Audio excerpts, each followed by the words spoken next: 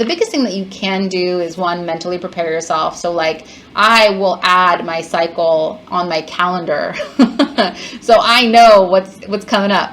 I can mentally prepare myself, because sometimes, and I put the week before my cycle also on my calendar, like, this is the week that I'm going to be feeling all the things that we hate feeling.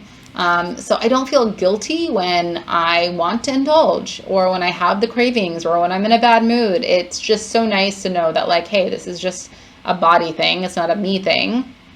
And you're more aware, and you can be in a better mindset for it. I will get rid of all the snacks that I am like way too snacky about. I just don't keep it in. I still enjoy sweet things and will enjoy snacks in my eating windows, but I don't like to have them easily accessible in my fasting windows, or as easily accessible in my eating windows, because I will inhale an entire bag of anything in those, like, during that week. So it's really about out of sight, out of mind as much as possible.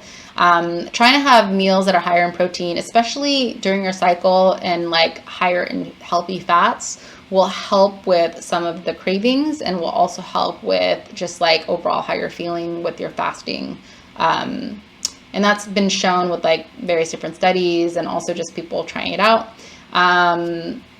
But ultimately, just pushing through your fast, recognizing that, you know, our emotions change, all because of our hormones. There's a lot of things happening.